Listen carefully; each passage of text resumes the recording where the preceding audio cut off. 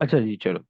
तो अब हमने जो है ना, इस चैप्टर के अंदर या इस पोर्शन के अंदर हमने स्टैंडिंग या स्टेशनरी वेव्स को जो है ना हमने स्टडी करना है। सही है। इससे पहले आपने प्रोग्रेसिव वेव को देखा था। सही है। और प्रोग्रेसिव वेव के अंदर क्या थी कि जिसमें एनर्जी ट्रांसफर हो रही थी एक पॉइंट से दूसरे पॉइंट के दरम्यान, और उसके अंदर जो है पार्टिकल ट्रांसफर नहीं हो रहा था, यानी जो मीडियम था वो ट्रांसफर नहीं हो रहा था, एनर्जी ट्रांसफर हो रही थी। सही है। फिर हमने जो है कुछ टर्मिनोलॉजीज वगैरह पढ़ी थी, कुछ प्रॉपर्टीज वगैरह देख ली थी। सही है। और इंटरफेरेंस और डिफ्रैक्शन और ये कुछ छोटी मोटी चीजें हमने देख ली थी। सही है। तो अब यहाँ से जो है हमारे पास स्टेशनरी वेव आती है, स्टैंडिंग वेव आती है। सही है। और इनका कॉन्सेप्ट ये है कि इनके अंदर जो है वो वेव्स जब जनरेट होती हैं तो वो जनरेट होने के बाद वो एक ही पॉइंट के या दो पॉइंट्स के दरमियान में रहती हैं। सही है। वो आगे पीछे नहीं जाती कहीं पे। सही है। मतलब ये एक आइडियल सिनेरियो है। ऑब्वियस सी बात है, इन रियल वर्ल्ड आप जब वेव जनरेट करोगे सो ऑब्वियस सी बात है वो अपनी एनर्जी कहीं ना कहीं निकालेगी, इवन दो कि वो आपने उसको किसी दो पॉइंट के दरमियान फिक्स भी किया हुआ हो, तब भी वो आगे पीछे उसकी एनर्जी जाएगी। राइट। अच्छा जी।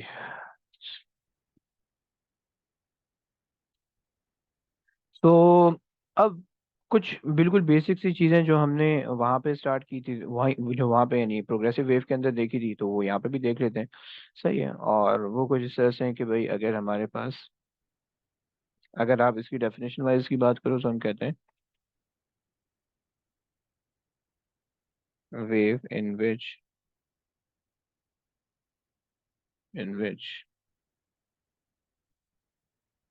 Energy does not transfer. सही। सही हो गया। सो हम ये बात कहते हैं। अच्छा जनाब, सही है। अब उसके अंदर जो है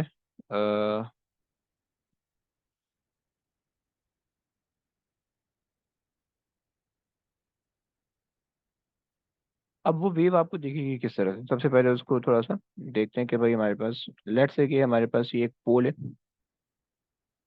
सही है। और यहाँ पे जो है हमने कोई रस्सी बांध दी है। सही है। इस तरह से। और अब जब आप इस रस्सी को या इस स्ट्रिंग को ऑसिलेट करोगे, सही है, सो ऑसिलेशन की वजह से वेव जनरेट होगी। राइट। वो वेव इस तरह से कुछ जाएगी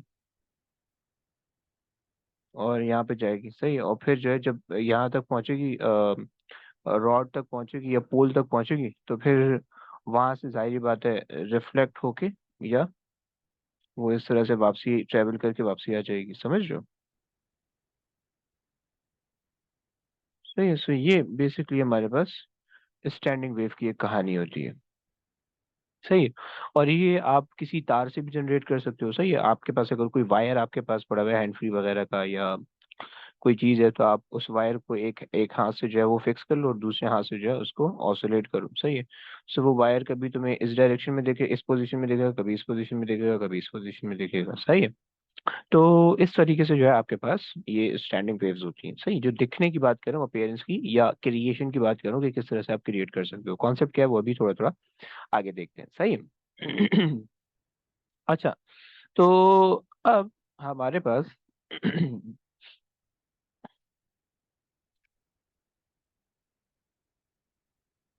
अच्छा, फिर इसकी जो है ना स्टेशनरी वेव के अंदर जब हमें क्रिएट करना होता है, तो हमें ये चीज हमारे लिए कंडीशन, अगर हम बात करें कि भाई condition condition for stationary wave,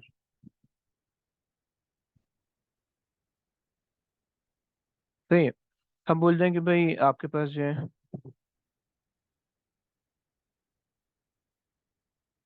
to wave must travel in the opposite direction.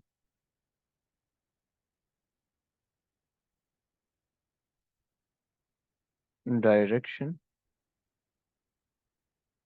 सही है।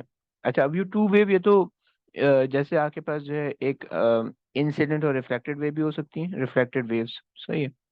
आप इसको कह सकते हो भाई इधर इट कैन बी इंसिडेंट और इट कैन बी रिफ्लेक्टेड, सही। यानी टू वेव से मेरा मतलब है कि उन दो वेव्स में से या तो आप दोनों वेव्स को अलग अलग जनरेट करो, सही, या तो वो दो वेव्स एक ही हो कि इंसिडेंट हो और रिफ्लेक्टेड हो, सही है। अब और इंसिडेंट और रिफ्लेक्टेड वेव्स वेव्स जब आप बनाते हो तो उसमें ज्यादा आसानी से वो परफॉर्म होता है, क्या बोलते हैं, एक्सपेरिमेंट, क्योंकि अगर आप दो अलग अलग वेव जनरेट करो so it is very difficult to create two waves with the same frequency और with the same wave properties, right. तो खैर, देखते हैं भी किस तरह से हम क्रिएट कर सकते हैं नहीं कर सकते हैं, सही। और हमने कहा कि भाई दूसरी कंडीशन हमारे पास होनी चाहिए कि both waves must have same frequency, wavelength, speed and amplitude, सही है। अच्छा, और and superpose on each other, अच्छा, सही। ये हमारे पास कुछ इसकी स्टेशनरी वेव की या स्टैंडिंग वेव की कंडीशन है, सही। लेट्स से हम कुछ एक्सपेरिमेंट डिजाइन करते हैं कि जिससे हमें पता चलेगा कि हमारे पास स्टेशनरी वेव किस तरह से बन रही है, सही। और ये पेपर में भी आते हैं, सही। एक हमारे पास एक्सपेरिमेंट होता है,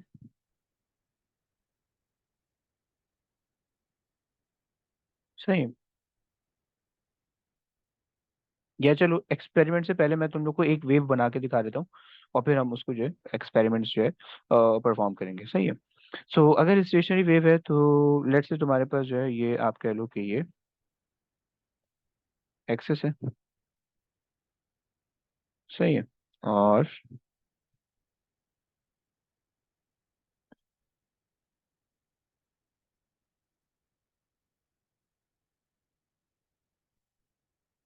तो अब आपके पास जो है ना, जो वेव आपके पास एक वेव आपने यू बनाई,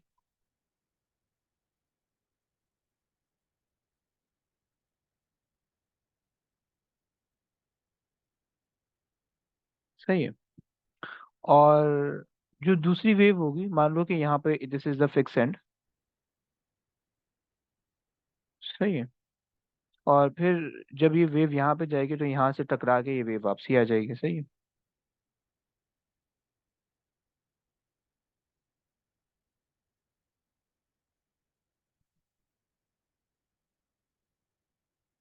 और ये वेव वापसी इस तरह से आपके पास कुछ बन जाएगी, सही।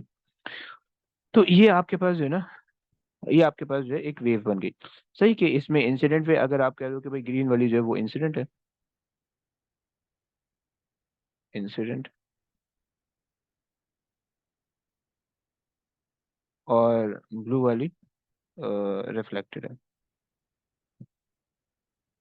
तो ये सेम पॉइंट से रिफ्लेक्ट हो रही है, सही। इंसिडेंट की डायरेक्ट रिफ्लेक्टेड की डायरेक्शन इधर को है, सही है। इंसिडेंट की डायरेक्शन उधर को है, सही है। अभी मैंने एक्सपेरिमेंटली नहीं बताया कि ये किस तरह से पॉसिबल होगा, अभी मैंने सिर्फ जो है ना बताया कि आपको वेव अपीयर किस तरह से होगी, सही है। अच्छा, इसके अंदर कुछ चीजें हैं जो कि आपको आपको दिखेगा, आपको एक पॉइंट दिख रहा है इस तरह से, सही है। और आपको जो है एक पॉइंट दिख रहा है ये वाला मैक्सिमम एम्पलीट्यूड वाला, सही है। सो ये दो टाइप के आपको पॉइंट दिख रहे हैं, सही है। एक आपके पास है बिल्कुल जीरो एम्पलीट्यूड या मिनिमम एम्पलीट्यूड, और एक आपके पास है मैक्सिमम एम्पलीट्यूड, सही है।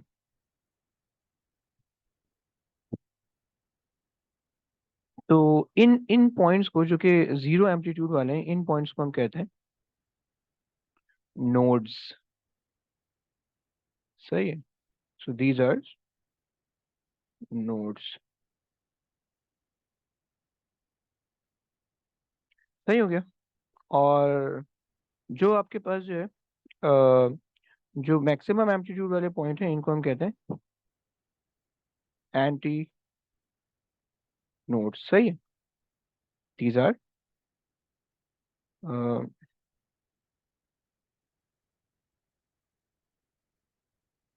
एंटी नोड्स, सही। अच्छा, इसको आप और भी कह सकते हो। एंटी नोड्स आपने कहा, सही। आप इसको ये भी कह सकते हो कि भाई दिस इज मैक्सिमा, सही है। या अगर आपने साउंड जनरेट किया हुआ है तो यहाँ पे आपको लाउड साउंड सुनाई देगा, सही है।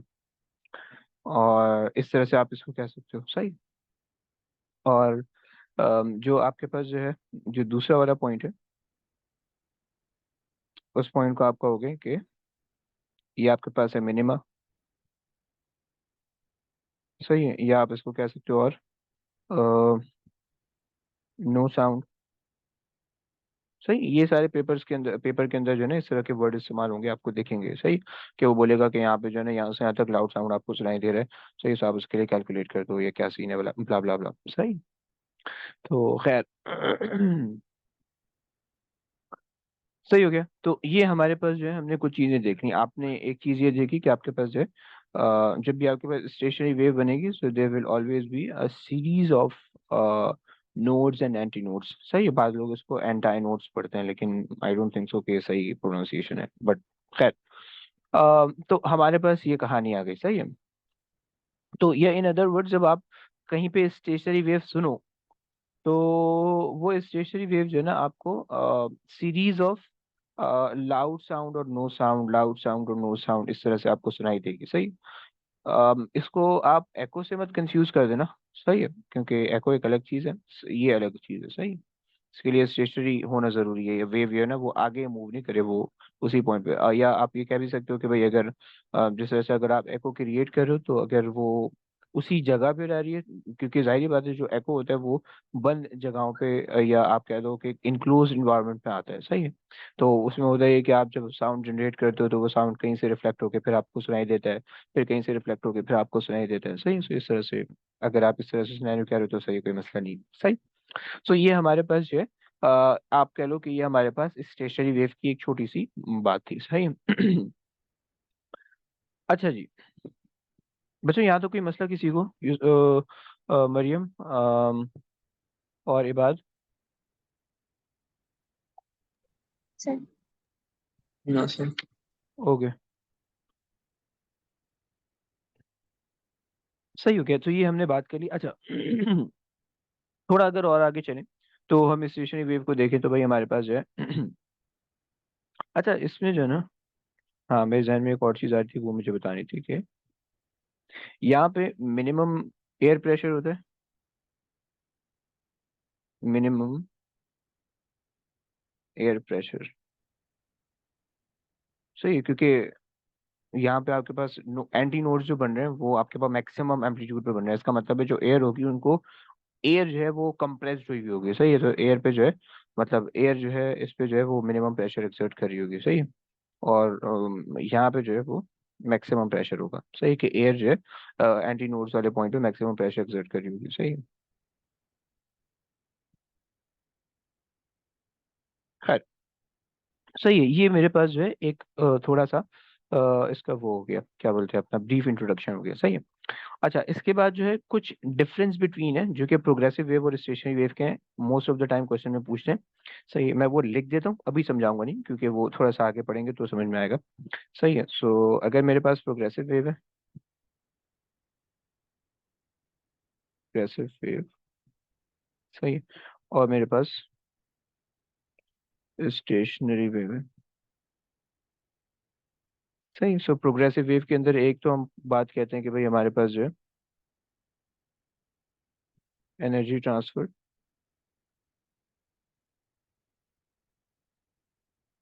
सही है। यहाँ पे हम कहते हैं एनर्जी रिमेन स्टेशनरी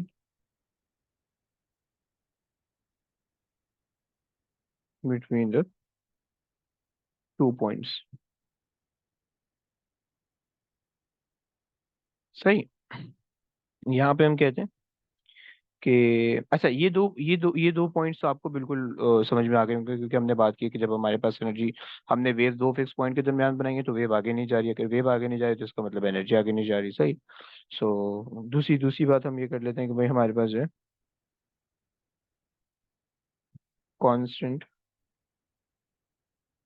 एम्पलीट्यूड, सही है, और वेरिएबल एम्पलीट्यूड, सही है। अच्छा, इसकी क्या एक्सप्लेनेशन है, अगर आप इसी चीज को यहाँ पे कंसिडर कर लो, सही।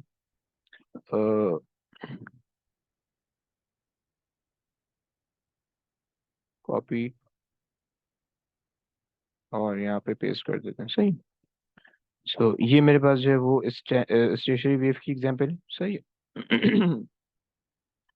अच्छा, वाओ, खैर।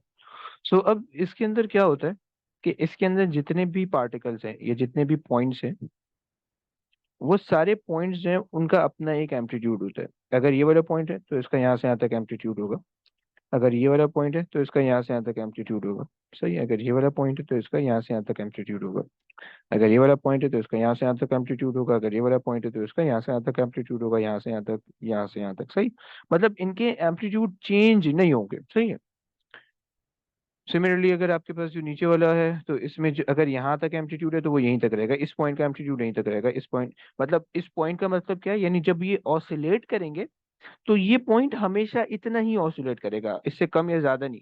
लेकिन आपको स्टेशनरी वेव में पता है कि प्रोग्रेसिव वेव का पता है कि प्रोग्रेसिव वेव आगे जा रही होती है, तो इसका मतलब होता है कि एक पॉइंट पहले जितना ऑसिलेट किया वो उससे ज्यादा भी कर सकता है, कम भी कर सकता है, सही है। ये इतना ही ऑसिलेट करेगा, सही है, ये इतना ही ऑसिलेट करेगा, ये इतना ही ऑसिलेट करेगा। सिमिलरली ये भी इतना, ये भी इतना, सही है। इनके जो ये जितने भी मैंने एरोज बनाए हुए हैं ये सारे जो है उसके एरोज मैंने बना दिए, क्या बोलते हैं, स्टेशनरी वेव के मैंने बना दिए कि स्टेशनरी वेव के अंदर जो है ना वो एम्पलीट्यूड्स डिफरेंट होंगे, सही। और ये जितने भी ब्लैक एरोज हैं ये सारे आपको एम्पलीट्यूड्स बता रहे हैं, सही है। लेकिन अगर मेरे पास ट्रांसवर्स या मेरे पास प्रोग्रेसिव वेव है, सही है। उस प्रोग्रेसिव वेव की कहानी कुछ इस तरह से होगी कि एक मिनट, सही है। अच्छा, मैं पहले इस नोड्स और एंटी नोड्स को मिटा देता हूँ, क्योंकि यहाँ पे नोड्स एंटी नोड्स का कोई कॉन्सेप्ट नहीं है, सही है। एक ही वेव है, इंसिडेंट होगी, सही है, रिफ्लेक्टेड कोई वेव नहीं होगी, सॉरी, ये वाली कोई वेव नहीं होगी, सही है, कोई फिक्स पॉइंट की जरूरत नहीं है, सही है, इसकी कोई जरूरत नहीं है, सही है। अब इसके अंदर क्या होगा कि इसके अंदर सिर्फ जो आपके पास बीच वाला एरो है, सिर्फ वो आपको जो है ना डिस्प्लेसमेंट बता रहा है, सही। सॉरी,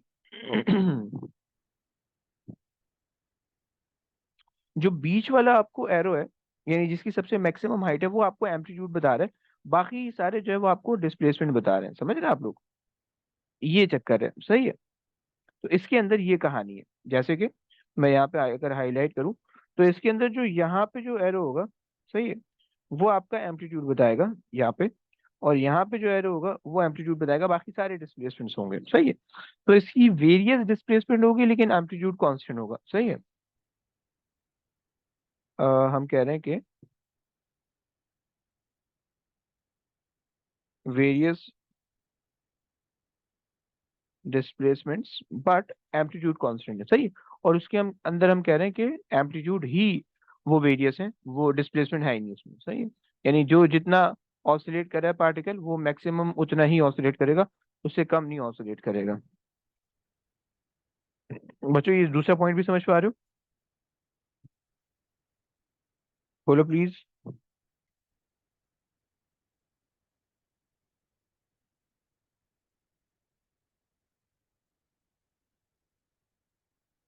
अब तीसरा पॉइंट देखो।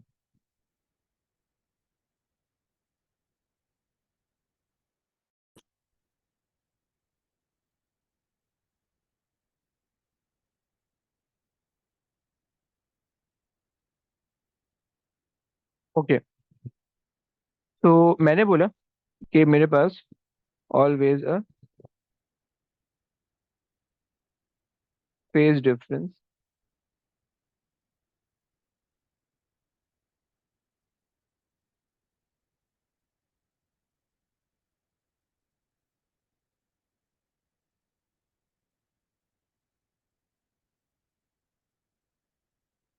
विद।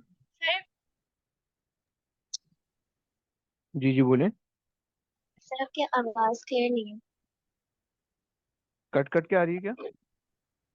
Ji sir. अभी भी है या फिर पहले थी, अब सही है? सर आप बहते हैं लेकिन एम्पलीट्यूड वाली बात समझ में आई नहीं। चीजों कट कट के आ रही। ओके, मैं बता रहा था। अल्लाह अकबर। अ, अच्छा, बेसिकली मैंने एम्पलीट्यूड में ये बताया था कि मेरे पास जो है, जो वो है, क्या बोलते हैं, ट्रांसवर्स वेव है, या सॉरी, मेरे पास जो प्रोग्रेसिव वेव है, उस प्रोग्रेसिव वेव के अंदर जो है वो जो एम्पलीट्यूड्स हैं वो कांस्टेंट है। सही है, मतलब यहाँ पे प्रोग्रेसिव वेव ही है, इसके अंदर एम्पलीट्यूड कांस्टेंट है, एम्पलीट्यूड चेंज नहीं हो रहा। सही है। लेकिन डिस्प्लेसमेंट इसके अंदर चेंज हो रही है, हर पॉइंट पे डिस्प्लेसमेंट अलग अलग है, हाँ, लेकिन एम्पलीट्यूड एक ही है। सही है। लेकिन स्टेशनरी वेव के अंदर एम्पलीट्यूड ही वो कांस्टेंट नहीं है। सही है, बल्कि एम्पलीट्यूड ही चेंज हो रहे हैं, हर पॉइंट पे एम्पलीट्यूड अलग अलग है। समझ रहे हैं आप? मैंने इसमें ये बताया था। जी सर। अच्छा, फिर तीसरा पॉइंट मैं ये बता रहा था कि पहले तो मैं लिख रहा था always a phase difference with other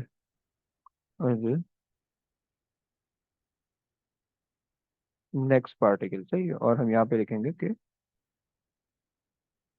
next particle will always be in phase.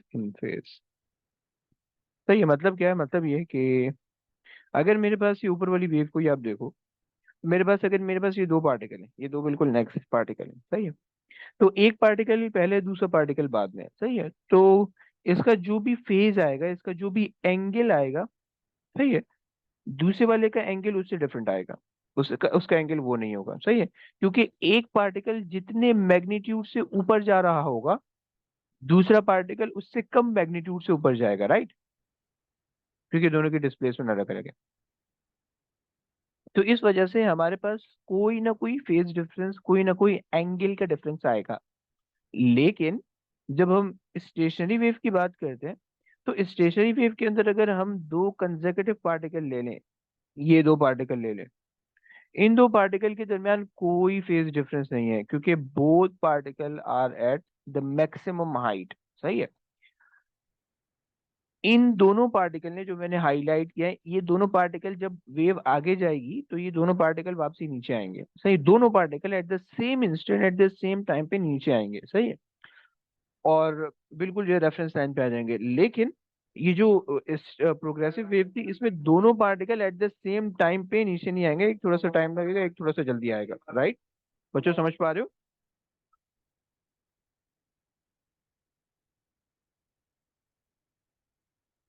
अच्छा, तो ये बेसिकली जो है ना, कुछ डिफरेंस बिटवीन स्टेशनरी वेव और प्रोग्रेसिव वेव थी, ये पेपर में अक्सर आती है। सही है, सो ये मैंने आपको बता दी। चलो आगे आ जाओ, अब एक्सपेरिमेंट देखते हैं।